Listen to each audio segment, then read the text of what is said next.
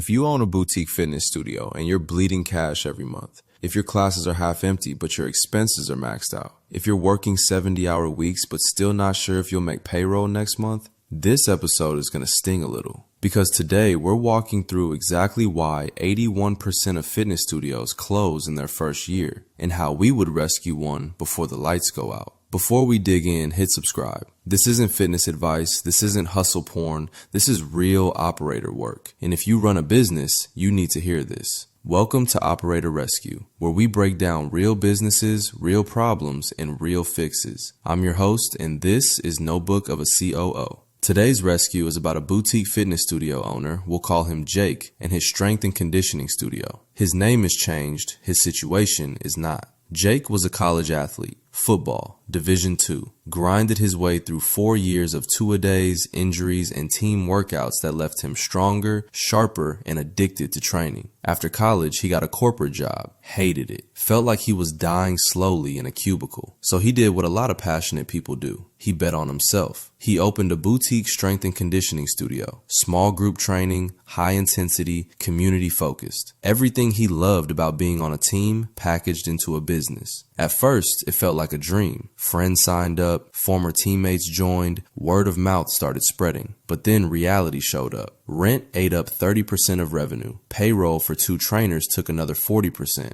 Marketing, insurance, equipment maintenance, utilities, it all added up. And here's the part that kills most studio owners. The business looked busy, but the bank account said otherwise. Classes were running, members were sweating, but Jake was broke. He started asking himself the questions every failing business owner asks. Why isn't this working? Where's all the money going? How much longer can I do this? Right now, at his current burn rate, Jake has about 8 months left before he has to shut it down. And he doesn't want to fail. Not because of ego, because this business was supposed to be his way out. And instead, it's burying him. Jake doesn't have a fitness problem. He has an operator problem. And that's not a knock on him, it's a diagnosis. Because most boutique fitness studios don't fail from bad workouts. They fail from invisible unit economics, relying on memberships alone, and zero retention strategy. So let's talk about how we'd rescue this business. Fix number 1, know your unit economics or you're guessing. This is non-negotiable. Jake does not know what it costs to deliver one class,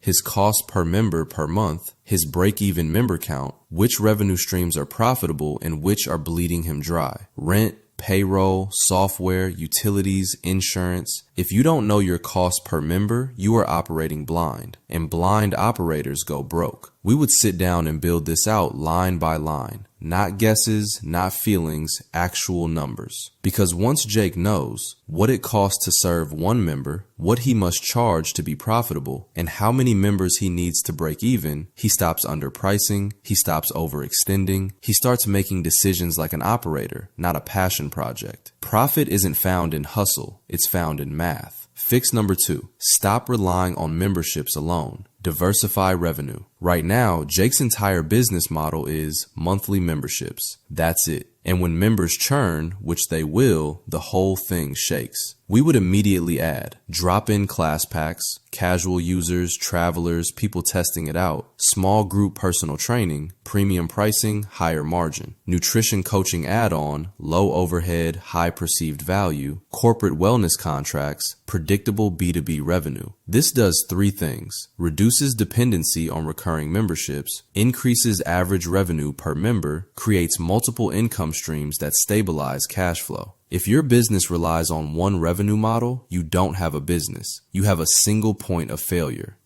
Fix number 3, build a retention system, not just an acquisition machine. Here's where most studio owners screw up. They spend all their energy getting new members and zero energy keeping the ones they have. The economics are brutal. If Jake acquires 20 new members a month at $150 marketing costs each, but loses 15 members monthly, he's spending $3,000 to grow by 5 net members. That's not growth. That's a leaky bucket. We would build a retention system, 30-day check-in. Are they getting results? Do they need help? 90-day milestone celebration. Small wins equals big loyalty. Member referral incentive. Turn happy members into acquisition channels. Pause options. Don't let people cancel. Let them pause and come back. Retention is cheaper than acquisition. Retention compounds. Retention is the difference between surviving and thriving. Fix number 4. Cut overhead ruthlessly. Every dollar matters. Jake's rent is 30% of revenue. That's a death sentence. We would renegotiate the lease or find a smaller, cheaper space. Cut trainer hours to match actual class attendance, not hopeful projections. Audit subscriptions and software. Cancel what you don't use. Shift marketing spend to organic community building, events, partnerships, referrals. In the first year of a boutique studio, every dollar you don't spend is a dollar you survive on. Overhead kills more businesses than bad ideas. Jake doesn't need a miracle. He needs visibility into his unit economics, diversified revenue streams, a retention system that works, and ruthless overhead control. And if you're listening to this thinking, this sounds like my business, you're not broken, you're just operating without a framework. This is Operator Rescue. Real businesses, real problems, real fixes. And remember, wherever you are, that is exactly where you are supposed to be. But that does not mean you have to stay there. Until next time.